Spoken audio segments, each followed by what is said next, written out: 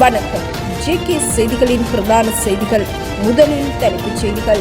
நிஷாந்த் வீரசிங்க உள்ளிட்ட சந்தேக நபர்களுக்கு பிணை வழங்கி நீதவான் உத்தரவு. நல்லூர் பிரதேச சபைக்குட்பட்ட அனைவரும் பதிவு நடவடிக்கைகளை மேற்கொள்ள வேண்டியது கட்டாயம் என அறிவிப்பு. காணாமல் ஆக்கப்பட்ட லலித் குகனின் வழக்குகள் குற்றப்புலனாய்வு திணைக்களத்திற்கு மாற்றம். கொள்கலன்களின் பின்னணியில் பலர் மூளையாக செயற்படுவதாக குற்றச்சாட்டு. நாடு முழுவதும் ஆயுதப்படைகளை நிறுத்துவதற்கு ஜனாதிபதி உத்தரவு. செம்மணி விவகாரம் தொடர்பில் நீதிமன்ற செயற்பாடுகளுக்கு அரசாங்கம் ஆதரவளிக்கும் என அறிவிப்பு.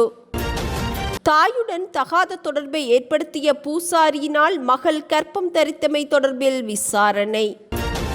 பிள்ளையானின் வாக்குமூலங்களால் அவருக்கு நெருங்கியவர்கள் பலர் கைது. கைது விவகாரம் என அறிவித்து டொனால்ட் ட்ரம்பை சீண்டிய எலான் மஸ்க் தொடர்பில் தகவல். பதவி நீக்கியமையினால் முன்னாள் அமைச்சர் ஒருவர் தவறான முடிவெடுத்து உயிரிழப்பு. 350 லட்சம் ரூபாய்க்கு மேல் மோசடி செய்த சம்பவம் தொடர்பாக லஞ்ச ஒழிப்பு ஆணைக்குழுவால் கைது செய்யப்பட்ட முன்னாள் சுகாதார அமைச்சின் செயலாளர் ஜனக சந்திரகுப்தாவை பிணையில் செல்ல அனுமதித்து கொழும்பு நீதவான் நீதிமன்றம் உத்தரவிட்டுள்ளது. லஞ்ச ஒழிப்பு ஆணைக்குழு அதிகாரிகள் மற்றும் பிரதிவாதியின் சட்டத்தரணிகள் முன்வைத்த வாதங்களை பரிசீலித்த பின்னர் கொழும்பு பிரதான நீதவான் தனுஜா லக்மாலி ஜயதுங்க இந்த உத்தரவை பிறப்பித்தார். இதன்படி சந்தேக நபரை தலா 50 லட்சம் ரூபாய் பெறுமதியான 3 சரீர பிணையில் செல்ல அனுமதித்த பிரதான நீதவான் சந்தேக நபர் வெளிநாடு செல்வதற்கு தடை செய்து அவரது கடவுச்சீட்டை நீதிமன்றில் ஒப்படைக்கவும் உத்தரவிட்டுள்ளார். இந்த விசாரணை தொடர்பாக சந்தேக நபரின் மனைவியின் 2 வங்கி கணக்குகள் குறித்து மேலதிக விசாரணைகள் முன்னெடுக்கப்படுவதாக லஞ்ச ஒழிப்பு ஆணைக்குழு அதிகாரிகள் தெரிவித்துள்ளனர். இது தொடர்பாக வாக்குமூலங்கள் பதிவு செய்யப்படும் எனவும் ஆணைக்குழு அறிவித்துள்ளது. சந்தேக நபர் சார்பில் முன்னிலையாகி சமர்ப்பணங்களை முன்வைத்த சட்டத்தரணி நுவான் ஜெயவர்தன வங்கி கணக்குகள் தொடர்பான விசாரணை நடந்து வருவதால் தனது கட்சிக்காரரால் வங்கி சாட்சிகளுக்கு அழுத்தம் கொடுக்க வாய்ப்பில்லை என நீதிமன்றில் அறிவித்தார். இதன்படி சந்தேக நபரை பிணையில் விடுவிக்குமாறு சட்டத்தரணி நீதிமன்றை கோரியிருந்தார். முன்வைக்கப்பட்ட சமர்ப்பணங்களை பரிசீலித்த நீதவான் சந்தேக நபரை பிணையில் செல்ல அனுமதித்து வழக்கை நவம்பர் மாதம் 14ஆம் தேதிக்கு ஒத்திவைத்தார். இலங்கை சுங்கத்தின் அனுமதியின்றி மோட்டார் போக்குவரத்து திணைக்களத்தில் சட்டவிரோதமாக பதிவு செய்யப்பட்ட மோட்டார் வாகனத்திற்கான இலக்க தகடு வழங்குவதற்கு ஒப்புதல் அளித்ததாக சந்தேகத்தின் பேரில் கைது செய்யப்பட்ட முன்னாள் மோட்டார் வாகன போக்குவரத்து ஆணையாளர் நிஷாந்த் அனுருத்த வீரசிங்க உட்பட 4 சந்தேக நபர்களை பிணையில் விடுவிக்க கொழும்பு நீதவான் நீதிமன்றம் உத்தரவிட்டுள்ளது. லஞ்ச ஊழல் ஆணைக்குழு மற்றும் பிரதிவாதிகள் தரப்பு சட்டத்தரணிகள் முன்வைத்த வாதங்களை பரிசீலித்த பின்னர் கொழும்பு பிரதான நீதவான் தனுஜா லக்மாலி இந்த உத்தரவை பிறப்பித்தார். இதன்படி 3 சந்தேக நபர்களை தலா 1 மில்லியன் ரூபாய் பெறுமதியான 2 சரீர பிணைகளிலும் 1 சந்தேக நபரை 5 லட்சம் ரூபாய் சரீர பிணையிலும் விடுவிக்க தலைமை நீதவான் உத்தரவிட்டுள்ளார். சந்தேக நபர்கள் வெளிநாடு செல்வதற்கு தடை விதிக்கப்பட்டுள்ளதுடன் வழக்கு எதிர்வரும் 14ஆம் தேதிக்கு ஒத்திவைக்கப்பட்டுள்ளது. மட்டக்களப்பு தலைமையக போலீஸ் பிரிவுக்குட்பட்ட கருவப்பங்கேணியில் இன்று அதிகாலை புகையிரதத்தில் மோதுண்டு இளைஞர் ஒருவர் உயிரிழந்துள்ளார். இன்று அதிகாலை 1:30 மணிக்கு மட்டக்களப்பில் இருந்து கொழும்பு நோக்கி பயணித்த புகையிரதத்தில் மோதுண்டு கருவப்பங்கேணி அரோஸ் வீதியைச் சேர்ந்த எஸ் நிஷாந்தன் என்ற 23 வயதுடைய இளைஞர் உயிரிழந்துள்ளார். புகையிரத கடவையின் ஊடாக தொலைபேசியில் உரையாடிக் கொண்டு சென்றவரே இவ்வாறு புகையிரதத்தில் மோதுண்டு உயிரிழந்ததாக பிரதேச மக்கள் தெரிவித்துள்ளனர். நல்லூர் பிரதேச சபைக்குட்பட்ட பகுதிகளுக்குள் காணப்படும் அனைத்து விடுதிகள், தனியார் மாணவர் விடுதிகள், வீடுகளில் அறை கொடுத்து பணம் பெற்றுக்கொள்ளும் வீட்டின் உரிமையாளர்கள் மற்றும் வீடுகளை நாளாந்த, வாராந்த, மாதாந்த அடிப்படையில் வாடகைக்கு வழங்குபவர்கள் என அனைவரும் எதிர்வரும் 30ஆம் தேதி மாலை 4 மணிக்கு முன்னர் நல்லூர் பிரதேச சபையில் பதிவுகளை மேற்கொள்ள வேண்டும் என நல்லூர் பிரதேச சபை தவிசாளர் மயூரன் தெரிவித்துள்ளார். இதற்கான விண்ணப்ப படிவங்களை நல்லூர் பிரதேச சபையின் தலைமை காரியாலயம், கொக்குவில் உப அலுவலகம், நல்லூர் உப அலுவலகம் ஆகியவற்றில் பெற்றுக்கொள்ள முடியும் எனவும் பெற்றுக்கொண்ட விண்ணப்ப படிவங்களினை பூரணப்படுத்தி எதிர்வரும் புதன்கிழமை மாலை 4 மணிக்கு முன்னர் குறிப்பிட்ட அலுவலகங்களில் ஒப்படைக்க வேண்டும் எனவும் பிரதேச சபை தவிசாளர் அறிவுறுத்தியுள்ளார். இதனிடையே நல்லூர் பிரதேச சபையின் இந்த பகிரங்க அறிவித்தலை உதாசீனம் செய்து தமது விடுதிகளை நல்லூர் பிரதேச சபையின் குறித்த காலப்பகுதிக்குள் பதிவு செய்யாது இருப்பவர்கள் மீது உரிய சட்ட நடவடிக்கைகள் மேற்கொள்ளப்படும் எனவும் நல்லூர் பிரதேச சபை அறிவித்துள்ளது.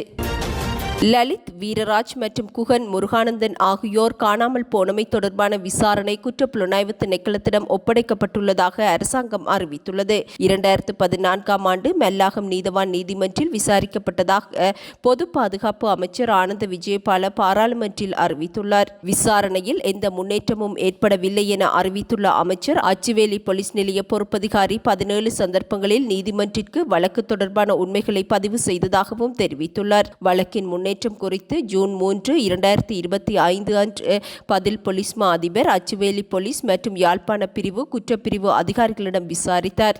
இதன்படி வழக்கு தொடர்பான அனைத்து கோப்புகளும் ஜூன் 11, 2025 அன்று குற்றப்புலனாய்வு திணைக்களத்திற்கு அனுப்பப்பட்டதாகவும் பாதுகாப்பு அமைச்சர் தெரிவித்துள்ளார்.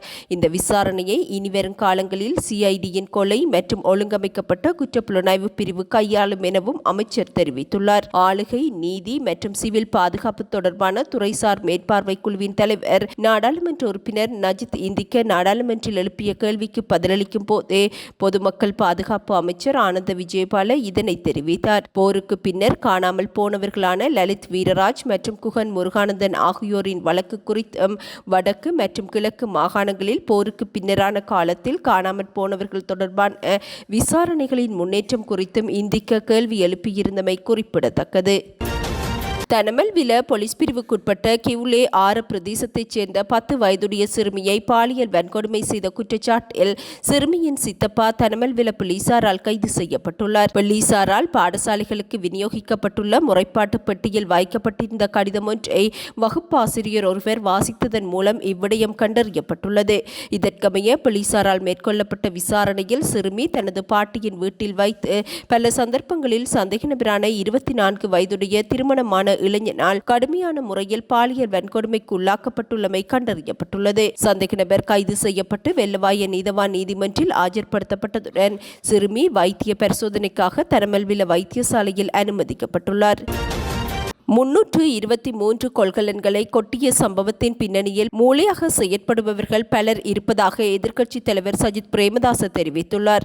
நாடாளுமன்றில் இன்று நடைபெற்ற கூட்டத்தொடரின் போதே அவர் இதனை குறிப்பிட்டார். நிலையியற் கட்டளை 27(2) கீழ் கேள்வி எழுப்பும் போது எதிர்க்கட்சித் தலைவர் சஜித் பிரேமதாஸ் கொள்கலன்களை கொட்டிய சம்பவம் தொடர்பாக அரசாங்கம் என்ன நடவடிக்கை எடுத்துள்ளது எனவும் கேள்வி எழுப்பியிருந்தார். பொது பாதுகாப்பை உறுதி செய்வதற்காக நாடு முழுவதும் ஆயுதப்படைகளை அழைக்க ஜனாதிபதி உத்தரவிட்டுள்ளதாக சபாநாயகர் டாக்டர் ஜகத் விக்ரமரத்ன தெரிவித்துள்ளார். நாடாளுமன்றில் இன்று நடைபெற்ற கூட்டத்தொடரின் போதே அவர் இதனை தெரிவித்தார். பொது பாதுகாப்பு ஏற்பாடுகள் சட்டத்தின் 40வது அத்தியாயத்தின் பிரிவு 12 கீழ் அவருக்கு வழங்கப்பட்டுள்ள அதிகாரங்களின்படி ஜனாதிபதி இந்த உத்தரவை பிறப்பித்துள்ளதாக சபாநாயகர் டாக்டர் ஜகத் விக்ரமரத்ன தெரிவித்துள்ளார். செம்மணி மனித புதைகுழி விவகாரத்தில் நீதிமன்ற செயற்பாடுகளுக்கு அரசாங்கம் முழுமையான ஆதரவு வழங்கும் என அமைச்சரவை பேச்சாளரும் அமைச்சருமான நலிந்த ஜெயதிச தெரிவித்துள்ளார். வாராந்த அமைச்சரவை முடிவுகளை அறிவிக்கும் விசேட ஊடக சந்திப்பின் போதே அவர் இதனை தெரிவித்தார். செம்மணி மனித புதைகுழியில் 3 கட்டங்களாக மேற்கொள்ளப்பட்ட அகழ்வு பணிகளில் இதுவரை 61 மனித எச்சங்கள் மீட்கப்பட்டுள்ளன. 44 பேரின் உடல்கள் கண்டெடுக்கப்பட்டுள்ளன. இந்த அகழ்வு பணிகளை தொடர்ந்தும் கொண்டு செல்ல அரசாங்கம் முழுமையான ஆதரவை வழங்கும். குறிப்பாக நீதிமன்றின் செயற்பாடுகளுக்கு முழுமையான ஒத்துழைப்புகளை வழங்க தாம் தயாராக உள்ளதாக நலிந்த ஜெயதிச அறிவித்துள்ளார். இதேவேளை தேசிய ஊடக கொள்கை எதிர்வரும் 3 மாதங்களுக்குள் அறிமுகப்படுத்தப்படும் எனவும் வெகுஜன ஊடக அமைச்சர் நலிந்த ஜெயதிச தெரிவித்துள்ளார். இந்த கொள்கை ஊடக பங்குதாரர்களால் உருவாக்கப்படும் எனவும் அரசாங்கம் இதற்கான வசதிகளை ஏற்படுத்தி கொடுக்கும் ஒரு பங்கை மாத்திரமே வகிக்கும் எனவும் அமைச்சர் அறிவித்துள்ளார். தாதிய அதிகாரிகளின் கட்டாய ஓய்வு வயதை 60ஆக குறைப்பதால் எதிர்காலத்தில் கடுமையான பிரச்சினைகள் உருவாகலாம் என அரச சேவை ஐக்கிய தாதியர் சங்கம் எச்சரித்துள்ளது. தற்போது தாதியர் துறையில் நிலவும் மனிதவள குறைபாடு ஓய்வு வயதை குறைப்பதால் மேலும் மோசமாகும் என அச்சங்கத்தின் தலைவர் முருத்தொட்டு ஆனந்த தேரர் தெரிவித்துள்ளார். தாதிய அதிகாரிகளின் கட்டாய ஓய்வு வயதை 63ஆக உயர்த்திய மேன்முறையீட்டு நீதிமன்றின் தீர்ப்புக்கு எதிராக சுகாதார அமைச்சு உயர் நீதிமன்றில் மேல் மனு தாக்கல் செய்தது. இந்த வழக்கின் தீர்ப்பு வரும் வரை மேன்முறையீட்டு நீதிமன்றத்தின் தீர்ப்பை நிறைவேற்றும் பணியை இடைநிறுத்த மார்ச் 6ஆம் தேதி உயர் நீதிமன்றம் உத்தரவிட்டது. இதனைத் தொடர்ந்து ஜூலை 4ஆம் தேதி 60 வயதை நிறைவு செய்த அனைத்து தாதிய அதிகாரிகளும் கட்டாய ஓய்வு பெற வேண்டும் என சுகாதார அமைச்சின் செயலாளர் சுற்றறிக்கை ஒன்றை வெளியிட்டிருந்தமை குறிப்பிடத்தக்கது.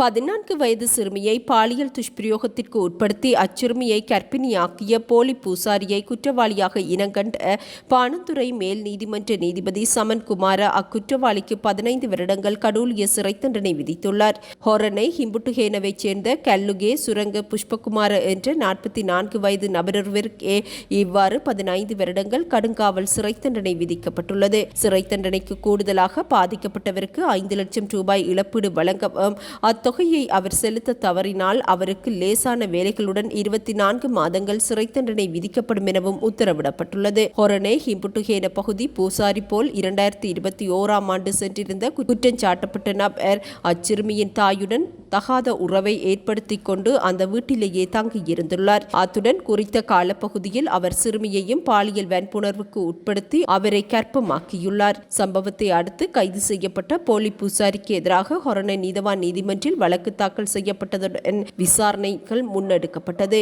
இதன்படி குறித்த விசாரணையில் அவருக்கு 15 வருடங்கள் கடூழிய சிறை தண்டனை விதிக்கப்பட்டுள்ளது. வவுனியா ஓமந்தை போலீசாரால் போலீஸ் நிலையம் அருகிலுள்ள தனி நபருக்கு சொந்தமான காணியினை ஆக்கிரமித்து வரும் செயற்பாடுகள் தொடர்பில் நாடாளுமன்ற உறுப்பினர் ராமநாதன் அர்ஜுனா நாடாளுமன்றில் இன்று குரல் கொடுத்துள்ளார். பிரதேச ஒருங்கிணைப்பு குழு கூட்டத்தில் குறித்த காணியை போலீசார் கையகப்படுத்த முடியாது எனவும் அதற்குள் செல்லக்கூடாது எனவும் தீர்மானிக்கப்பட்டிருந்தது.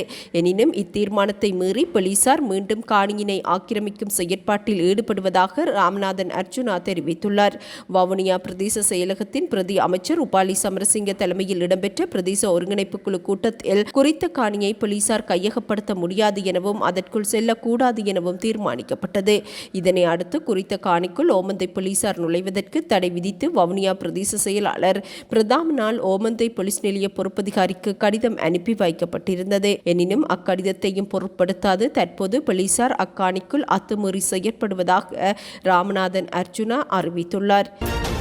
முன்னாள் ராஜாங்க அமைச்சர் சிவனேசத்துறை சந்திரகாந்தன் வழங்கிய தகவல்களின் அடிப்படையில் 3 பேர் கைது செய்யப்பட்டுள்ளதாக போலீசார் உறுதிப்படுத்தியுள்ளனர். சந்தேக நபர்கள் தற்போது பயங்கரவாத தடுப்பு சட்டத்திற்கிணங்க 72 மணி நேரம் விசாரணைக்காக தடுத்து வைக்கப்பட்டுள்ளனர். இந்த மூவரில் ஒருவர் பிள்ளையானின் நெருங்கிய உறவினர் எனவும் அறிவிக்கப்பட்டுள்ளது. கல்முனை பகுதியில் நேற்று குற்றப்புலனாய்வுத் துறையினரால் இவர் கைது செய்யப்பட்டுள்ளார். கொலை மற்றும் கடத்தல் சம்பவங்களில் ஈடுபட்டிருக்கலாம் என்ற சந்தேகம் எழுந்துள்ள நிலையில் அவரை கைது செய்துள்ளதாக போலீசார் தெரிவித்துள்ளனர். கிழக்கு மாகாண சபையின் ஒரு முன்னாள் பின்னர் இனிய பாரதி என அழைக்கப்படும் கே புஷ்பகுமார் மற்றும் ஒரு நபரான சிவலிங்கம் தவசீலன் ஆகியோர் இதற்கு முந்தைய நாட்களில் கைது செய்யப்பட்டுள்ளனர். இவர்கள் அனைவரும் பிள்ளையானிடம் நடந்த விசாரணையின் போது கிடைக்கப்பெற்ற தகவலின் அடிப்படையில் கைது செய்யப்பட்டவர்கள் எனவும் இது தொடர்பாக பல கொலை வழக்குகளில் விசாரணை தொடர்ந்து முன்னெடுக்கப்படுவதாகவும் போலீசார் தெரிவித்துள்ளமை குறிப்பிடத்தக்கது. யாழ்ப்பாணம் பருத்தித்துறை மெதடிஸ்த பெண்கள் உயர்தர பாடசாலை மாணவி ஒருவர் கொழும்பு மகரகம தேசிய வைத்தியசாலையில் உயிரிழந்துள்ளார். குறித்த வைத்தியசாலையில் சிகிச்சை பெற்று வந்த நிலையில் அவர் உயிரிழந்ததாக உறவினர்கள் தெரிவித்துள்ளனர். கரணவாய் மூத்த விநாயகர் கோவில் பகுதியைச் சேர்ந்த 19 வயதுடைய பாடசாலை மாணவியே இவ்வாறு உயிரிழந்துள்ளார். குறித்த மாணவி இரத்த புற்றுநோய் காரணமாக கொழும்பு மகரகம தேசிய வைத்தியசாலையில் சிகிச்சை பெற்று வந்த நிலையில் உயிரிழந்ததாக அறிவிக்கப்பட்டுள்ளது. கைது விவகாரம் என்ற பெயரில் ஒரு பதிவை சமூக வலைத்தளத்தில் பதிவிட்டு அமெரிக்க ஜனாதிபதி டொனால்ட் ட்ரம்பை உலகின் முன்னணி செல்வந்தரான எலான் மஸ்க் சீண்டியுள்ளார். பாலியல் வன்கொடுமை வழக்கில் குற்றம் சாட்டப்பட்டு அமெரிக்க சிறையில் மர்மமான முறையில் உயிரிழந்த குற்றவாளியான ஜெஃப்ரி எப்ஸ்டீன் தொடர்பான ஆவணங்களில் ஜனாதிபதி ட்ரம்பின் பெயர் உள்ளதாக எலான் மஸ்க் தெரிவித்துள்ளார். ஜனாதிபதியாக இருப்பதால் டொனால்ட் ட்ரம்பின் பெயர் அந்த ஆவணங்களில் இருந்து வெளியாகாமல் உள்ளது எனவும் அவர் அறிவித்துள்ளார். இந்நிலையில் நேற்று தனது எக்ஸ் தளத்தில் பதிவிட்டு எலான் மஸ்க் இப்போது என்ன நேரம் அங்கு பாருங்கள், இதுவரை யாரும் கைது செய்யப்படவில்லை, நேரம் மீண்டும் 12 மணியாகிவிட்டது, கைது விவகாரம் என தெரிவித்துள்ளார். இவர் பதிவிட்டுள்ள படத்தில் அதிகாரப்பூர்வ ஜெஃப்ரி எப்ஸ்டீன் கைது நேரம் 4 தடவைகள் 0 என கூறப்பட்டுள்ளது. எலான் மஸ்கின் இந்த பதிவு அமெரிக்கா முழுவதிலும் அதிர்வலைகளை எழுப்பியுள்ளமை குறிப்பிடத்தக்கது. ரஷ்ய ஜனாதிபதி விளாடிமிர் புட்டின் தன்னை பதவி நீக்கம் செய்த சில மணி நேரங்களுள் துப்பாக்கியினால் சுட்டு தவறான முடிவெடுத்து முன்னாள் அமைச்சர் ஒருவர் உயிரை மாய்த்துக் கொண்டுள்ளார். முன்னாள் போக்குவரத்து துறை அமைச்சர் ரோமன் ஸ்டார்வோய்ட் என்பவரே இவ்வாறு உயிரை மாய்த்துள்ளதாக அறிவிக்கப்பட்டுள்ளது. ரஷ்ய தலைநகர் மாஸ்கோவின் புறநகர் பகுதியில் காரில் அவருடைய உடல் கண்டெடுக்கப்பட்டதாக அந்நாட்டு ஊடகங்கள் செய்தி வெளியிட்டுள்ளன. ஒரு வருடம் மாத்திரமே பணியில் இருந்த நிலையில் அவர் பணி நீக்கம் செய்யப்பட்டிருந்தார். எனினும் இதற்கான காரணம் அறிவிக்கப்படவில்லை. இருப்பினும் அரசியல் ஆய்வாளர்கள் பதவி வகித்த பகுதியில் நடந்த ஊழல் தொடர்பான விசாரணையில் அவர் பணி நீக்கம் செய்யப்பட்டிருக்கலாம் என அறிவித்திருந்தனர். எவ்வாறாயினும் இதனால் விரக்தியுற்ற முன்னாள் அமைச்சர் தன்னைத்தானே துப்பாக்கியினால் சுட்டு தவறான முடிவெடுத்து உயிரை மாய்த்து கொண்டுள்ளார். இத்துடன் இன்று எமது பிரதான செய்திகள் நிறைவடைகின்றன. நமது அடுத்த பிரதான செய்திகளை நாளை எதிர்பாருங்கள்.